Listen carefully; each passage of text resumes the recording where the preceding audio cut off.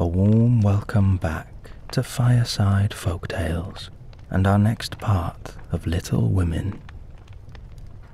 Find yourself a comfortable position to sit or lie down and do whatever you need to do to relax at this moment. Enjoy the sound of the crackling fire and allow your imagination to wake up, ready to whisk you off once again on a storytime adventure. Now, let's see what lies in store tonight for the March Sisters as we continue our story. Chapter 5, Being Neighborly. "What in the world are you going to do now, Joe?" asked Meg one snowy afternoon as her sister came clumping through the hall in rubber boots, old sack and hood, with a broom in one hand and a shovel in the other. "Going out for exercise," answered Joe with a mischievous twinkle in her eyes. "I should think 2 long walks this morning would have been enough. It's cold and dull out, and I advise you to stay warm and dry by the fire as I do," said Meg with a shiver. "Never take advice. Can't keep still all day, and not being a pussycat, I don't like to doze by the fire. I like adventures, and I'm going to find some." Meg went back to toast her feet and read Ivanhoe, and Joe began to dig paths with great energy. The snow was light, and with her broom she soon swept a path all round the garden for Beth to walk in when the sun came out, and the invalid dolls needed air. The garden separated the Marches' house from that of Mr. Lawrence. Both stood in a suburb of the city, which was still country-like, with groves and lawns, large gardens, and quiet streets. A low hedge parted the 2 estates. On one side was an old brown house, looking rather bare and shabby, robbed of the vines that in summer covered its walls and the flowers which then surrounded it. On the other side was a stately stone mansion, plainly betokening every sort of comfort and luxury, from the big coach house and well-kept grounds to the conservatory, and the glimpses of lovely things one caught between the rich curtains. Yet it seemed a lonely, lifeless sort of house, for no children frolicked on the lawn, no motherly face ever smiled at the windows, and few people went in and out except the old gentleman and his grandson. To Joe's lively fancy, this fine house seemed a kind of enchanted palace, full of splendors and delights which no one enjoyed.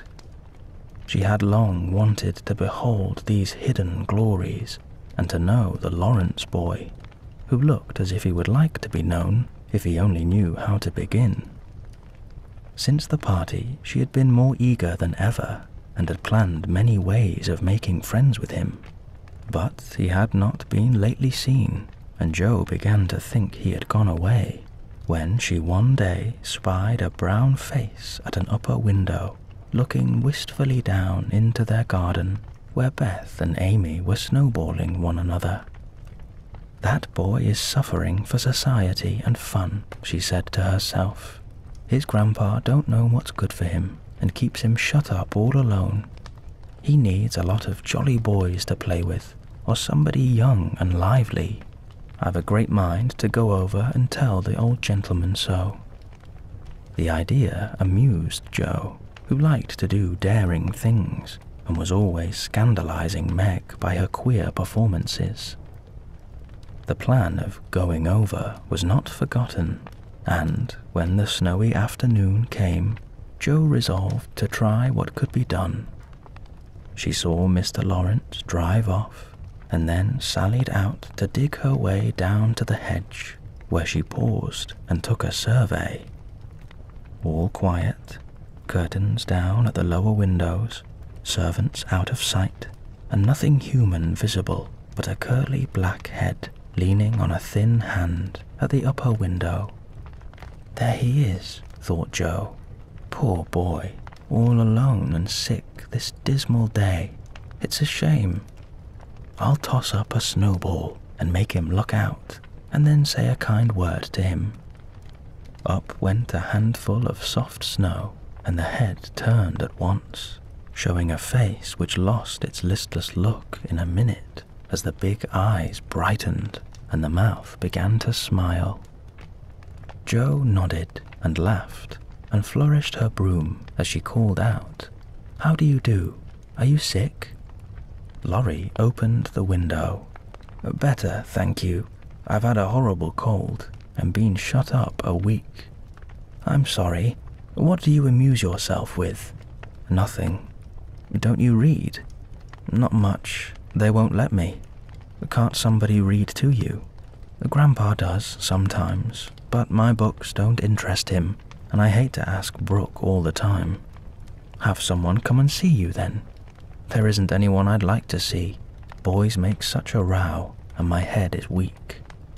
"Isn't there some nice girl who'd read and amuse you?" "Girls are quiet and like to play nurse." "Don't know any." "You know me," began Joe. "So I do. Will you come, please?" cried Laurie. "I'm not quiet and nice, but I'll come if Mother will let me. I'll go and ask her. Shut that window like a good boy and wait till I come." With that, Joe shouldered her broom and marched into the house, wondering what they would all say to her. Laurie was in a little flutter of excitement at the idea of having company and flew about to get ready.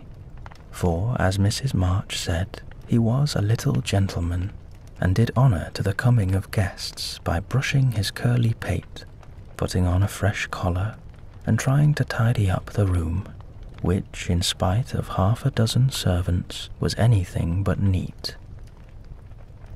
Presently there came a loud ring, then a decided voice asking for Mr. Laurie, and a surprised-looking servant came running up to announce a young lady. "All right, show her up. It's Miss Joe," said Laurie, going to the door of his little parlor to meet Joe, who appeared looking rosy and kind and quite at her ease, with a covered dish in one hand and Beth's 3 kittens in the other. "Here I am, bag and baggage," she said briskly. "Mother sent her love and was glad if I could do anything for you. Meg wanted me to bring some of her blancmange. She makes it very nice. And Beth thought her cats would be comforting. I knew you'd shout at them, but I couldn't refuse. She was so anxious to do something." It so happened that Beth's funny loan was just the thing, for in laughing over the kits, Laurie forgot his bashfulness and grew sociable at once. "That looks too pretty to eat," he said, smiling with pleasure, as Joe uncovered the dish and showed the blancmange, surrounded by a garland of green leaves and the scarlet flowers of Amy's pet geranium. "It isn't anything, only they all felt kindly and wanted to show it. Tell the girl to put it away for your tea. It's so simple. You can eat it, and, being soft, it will slip down without hurting your sore throat. What a cozy room this is. It might be if it was kept nice, but the maids are lazy, and I don't know how to make them mind. It worries me, though. I'll write it up in 2 minutes, for it only needs to have the hearth brushed so, and the things stood straight on the mantelpiece so, and the books put here, the bottles there, and your sofa turned from the light, and the pillows plumped up a bit. Now then, you're fixed." And so he was, for as she laughed and talked, Joe had whisked things into place and given quite a different air to the room. Laurie watched her in respectful silence, and when she beckoned him to his sofa, he sat down with a sigh of satisfaction, saying gratefully, "How kind you are. Yes, that's what it wanted. Now please take the big chair. and let me do something to amuse my company." "No, I came to amuse you. Shall I read aloud?" And Joe looked affectionately towards some inviting books nearby. "Thank you, I've read all those, and if you don't mind, I'd rather talk," answered Laurie. "Not a bit. I'll talk all day if you only set me going. Beth says I never know when to stop." "Is Beth the rosy one who stays at home a good deal and sometimes goes out with a little basket?" asked Laurie with interest. "Yes, that's Beth. She's my girl, and a regular good one she is too. The pretty one is Meg, and the curly-haired one is Amy, I believe. How did you find that out?" Laurie coloured up, but answered frankly, "Why, you see, I often hear you calling to one another, and when I'm alone up here, I can't help looking over at your house. You always seem to be having such good times. I beg your pardon for being so rude, but sometimes you forget to put the curtain down at the window where the flowers are, and when the lamps are lighted, it's like looking at a picture to see the fire and you all round the table with your mother. Her face is right opposite, and it looks so sweet behind the flowers. I can't help watching it. I haven't got any mother, you know," and Laurie poked the fire to hide a little twitching of the lips that he could not control. The solitary, hungry look in his eyes went straight to Joe's warm heart. She had been so simply taught that there was no nonsense in her head, and at 15 she was as innocent and frank as any child. Laurie was sick and lonely, and feeling how rich she was in home love and happiness, she gladly tried to share it with him. Her brown face was very friendly, and her sharp voice unusually gentle as she said, "We'll never draw that curtain any more, and I give you leave to look as much as you like. I just wish, though, instead of peeping, you'd come over and see us. Mother is so splendid, she'd do you heaps of good, and Beth would sing to you if I begged her to, and Amy would dance. Meg and I would make you laugh over our funny stage properties, and we'd have jolly times. Wouldn't your grandpa let you?" "I think he would if your mother asked him. He's very kind, though he doesn't look it, and he lets me do what I like, pretty much. Only he's afraid I might be a bother to strangers," began Laurie, brightening more and more. "We ain't strangers, we're neighbours, and you needn't think you'd be a bother. We want to know you, and I've been trying to do it this ever so long. We haven't been here a great while, you know, but we have got acquainted with all our neighbours but you. You see, Grandpa lives among his books and don't mind much what happens outside. Mr. Brooke, my tutor, don't stay here, you know, and I have no one to go round with me, so I just stop at home and get on as I can. That's bad.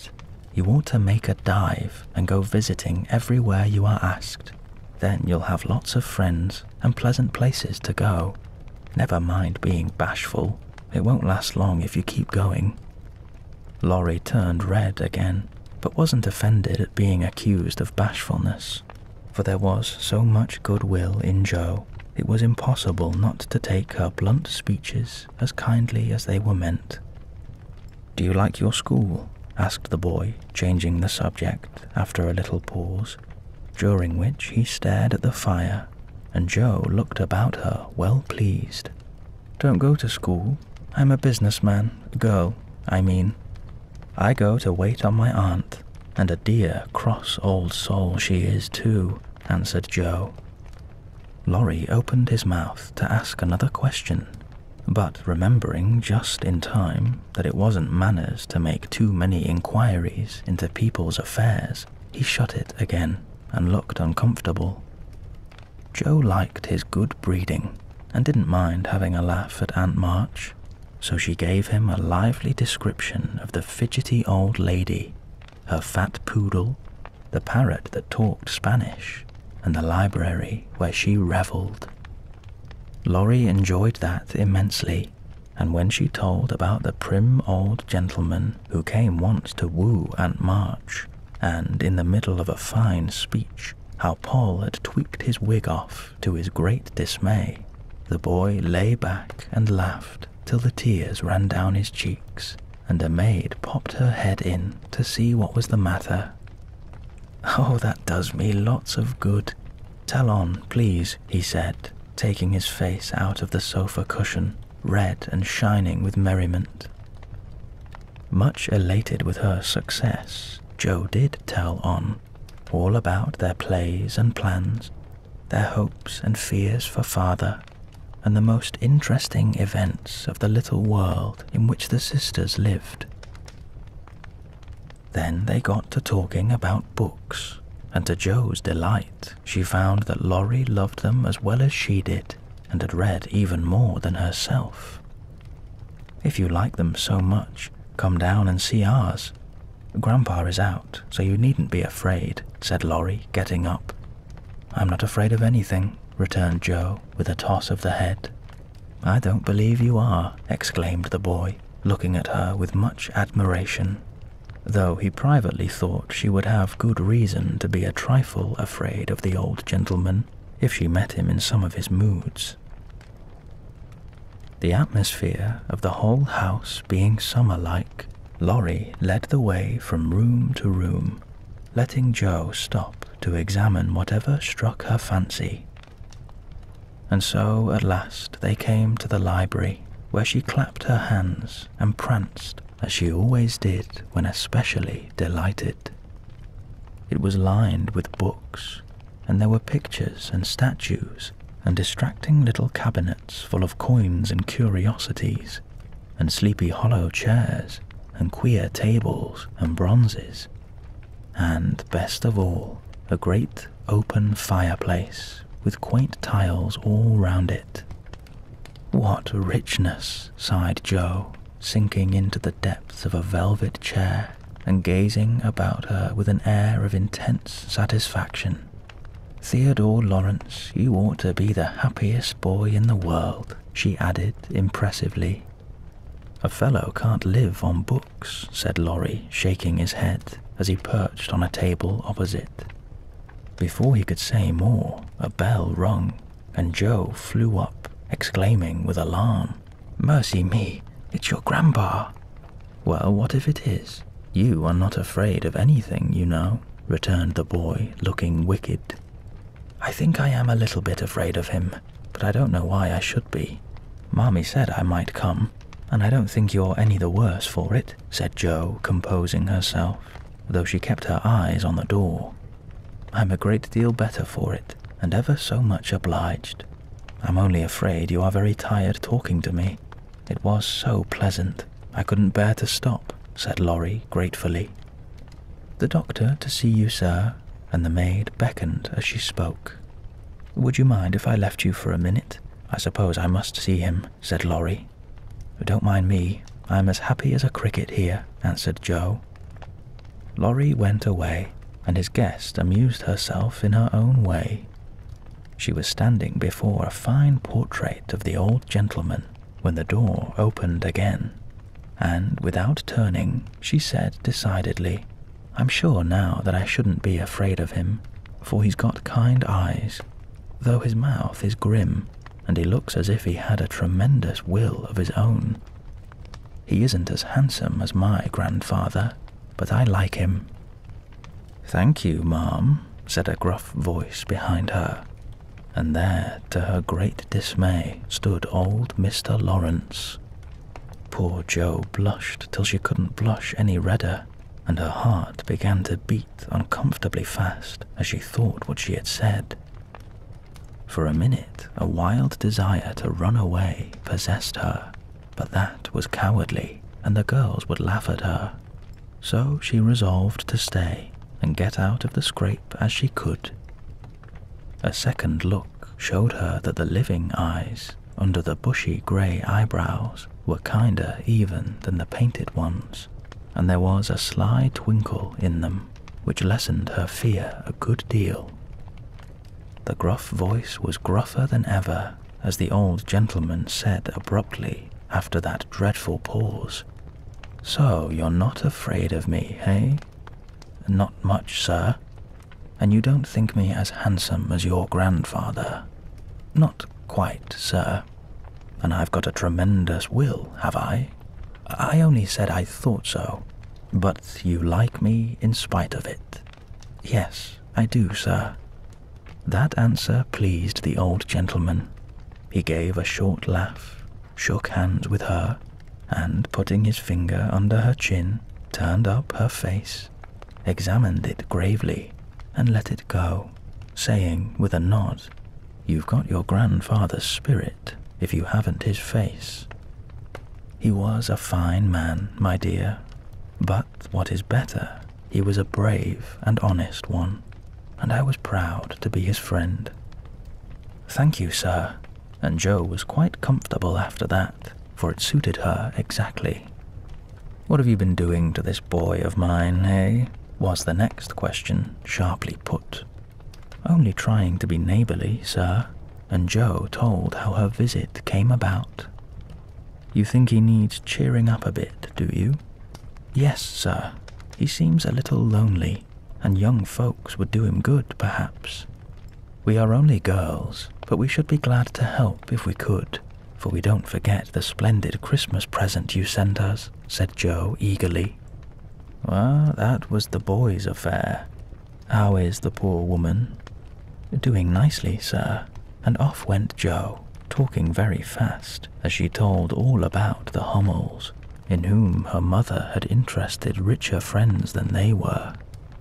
Just her father's way of doing good. I shall come and see your mother some fine day. Tell her so. Ah, there's the tea bell. We have it early on the boy's account. Come down and go on being neighbourly. If you'd like to have me, sir. Shouldn't ask you if I didn't." And Mr. Lawrence offered her his arm with old-fashioned courtesy. What would Meg say to this, thought Jo, as she was marched away, while her eyes danced with fun as she imagined herself telling the story at home. "Why, what the dickens has come to the fellow?" said the old gentleman, as Laurie came running down the stairs and brought up with a start of surprise at the astonishing sight of Jo arm in arm with his redoubtable grandfather. "I didn't know you'd come, sir," he began, as Jo gave him a triumphant little glance. "That's evident by the way you rack it downstairs. Come to your tea, sir, and behave like a gentleman." And having pulled the boy's hair by way of a caress, Mr. Lawrence walked on, while Laurie went through a series of comic evolutions behind their backs, which nearly produced an explosion of laughter from Jo. The old gentleman did not say much as he drank his 4 cups of tea, but he watched the young people, who soon chatted away like old friends, and the change in his grandson did not escape him. There was colour, light, and life in the boy's face now, vivacity in his manner, and genuine merriment in his laugh. "She's right, the lad is lonely. I'll see what these little girls can do for him," thought Mr. Lawrence, as he looked and listened. He liked Jo, for her odd, blunt ways suited him, and she seemed to understand the boy almost as well as if she had been one herself. If the Lawrences had been what Jo called prim and poky, she would not have got on at all, for such people always made her shy and awkward. But finding them free and easy, she was so herself, and made a good impression. When they rose, she proposed to go, but Laurie said he had something more to show her, and took her away to the conservatory, which had been lighted up for her benefit. It seemed quite fairy-like to Jo as she went up and down the walks, enjoying the blooming walls on either side, the soft light, the damp, sweet air, and the wonderful vines and trees that hung above her, while her new friend cut the finest flowers till his hands were full. Then he tied them up, saying with the happy look Joe liked to see, "Please give these to your mother and tell her I like the medicine she sent me very much." They found Mr. Lawrence standing before the fire in the great drawing room, but Joe's attention was entirely absorbed by the grand piano which stood open. "Do you play?" she asked, turning to Laurie with a respectful expression. "Sometimes," he answered modestly. "Please do now. I want to hear it so I can tell Beth." "Won't you first?" "Don't know how. Too stupid to learn, but I love music dearly." So Laurie played, and Joe listened, with her nose luxuriously buried in heliotrope and tea roses. Her respect and regard for the Lawrence boy increased very much, for he played remarkably well and didn't put on any airs. She wished Beth could hear him, but she did not say so, only praised him till he was quite abashed, and his grandfather came to the rescue. That will do, young lady. Too many sugar plums are not good for him. His music isn't bad, but I hope he will do as well in more important things." "Going? Well, I'm much obliged to you, and I hope you'll come again. My respects to your mother. Good night, Dr. Joe." He shook hands kindly, but looked as if something did not please him. When they got into the hall, Joe asked Laurie if she had said anything amiss. He shook his head. "No, it was me. He doesn't like to hear me play." "Why not?" "I'll tell you someday. John is going home with you, as I can't." "No need of that. I ain't a young lady, and it's only a step. Take care of yourself, won't you?" "Yes, but you will come again, I hope." "If you promise to come and see us after you're well." "I will. Good night, Laurie." "Good night, Joe. Good night." When all the afternoon's adventures had been told, the family felt inclined to go visiting in a body, for each found something very attractive in the big house on the other side of the hedge. Mrs. March wanted to talk of her father with the old man who had not forgotten him. Meg longed to walk in the conservatory. Beth sighed for the grand piano, and Amy was eager to see the fine pictures and the statues. "Mother, why didn't Mr. Lawrence like to have Laurie play?" asked Joe, who was of an inquiring disposition. "I'm not sure, but I think it was because his son, Laurie's father, married an Italian lady, a musician, which displeased the old man, who was very proud. The lady was good and lovely and accomplished, but he did not like her, and never saw his son after he married. They both died when Laurie was a little child, and then his grandfather took him home. I fancy the boy, who was born in Italy, is not very strong, and the old man is afraid of losing him, which makes him so careful. Laurie comes naturally by his love of music, for he is like his mother, and I dare say his grandfather fears that he may want to be a musician. At any rate, his skill reminds him of the woman he did not like, and so he glowered, as Joe said. "Dear me, how romantic," exclaimed Meg. "How silly," said Joe. "Let him be a musician if he wants to, and not plague his life out sending him to college when he hates to go. That's why he has such handsome black eyes and pretty manners, I suppose. Italians are always nice," said Meg, who was a little sentimental. "What do you know about his eyes and his manners? You never spoke to him hardly," cried Joe, who was not sentimental. "I saw him at the party, and what you tell shows that he knows how to behave. That was a nice little speech about the medicine Mother sent him. He meant the blancmange, I suppose. Oh, how stupid you are, child. He meant you, of course." "Did he?" And Joe opened her eyes as if it had never occurred to her before. "I never saw such a girl. You don't know a compliment when you get it," said Meg, with the air of a young lady who knew all about the matter. I think they are a great nonsense, and I'll thank you not to be silly and spoil my fun. Laurie's a nice boy, and I like him, and I won't have any sentimental stuff about compliments and such rubbish. We'll all be good to him, because he hasn't got any mother, and he might come over and see us, mightn't he, Marmee? Yes, Joe, your little friend is very welcome, and I hope Meg will remember that children should be children as long as they can. I don't call myself a child, and I'm not in my teens yet, observed Amy. What do you say, Beth? I was thinking about our Pilgrim's Progress, answered Beth, who had not heard a word. How we got out of the slough and through the wicket gate by resolving to be good, and up the steep hill by trying, and that maybe the house over there, full of splendid things, is going to be our Palace Beautiful. We've got to get by the lions first, said Jo, as if she rather liked the prospect.